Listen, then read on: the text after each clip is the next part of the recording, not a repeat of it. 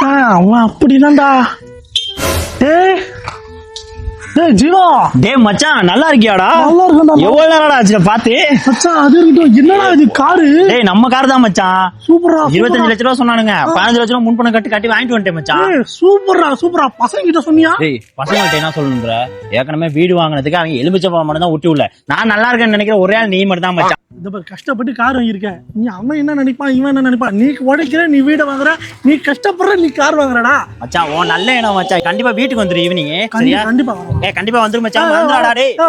டேய் மறந்துடாத வந்துரு. கண்டிப்பா. ஏய் மச்சான் யுவராஜ், இங்க பாருடா ஜீவா கார் வாங்கியிருக்கான்டா. 30 லட்சம் ரூபாவா, 5 லட்சம் ரூபாய் இன்சூரன்ஸ் அமௌண்ட் கட்டிக்கிறாராம். என்கிட்டயே வந்து நம்மலாம் கார்லயே போவாதவங்கல்ல, கெத்தா வந்து அட்டி மாதிரி வந்து இறங்குறாரு கார்ல இப்படி சோவா. அதெல்லாம் அவனை மதிப்பனா? அவன் எங்கன்னா போவான்ல 60ல போவான், எங்கன்னா டிரான்ஸ்ஃபார்மர்ல விடுவான், வச்சு சா வேண்டாம் அவன். அப்ப நம்ம போன் அடிப்பான்ல எமர்ஜென்சி, நான் போக மாட்டேன், நீயும் போவாத.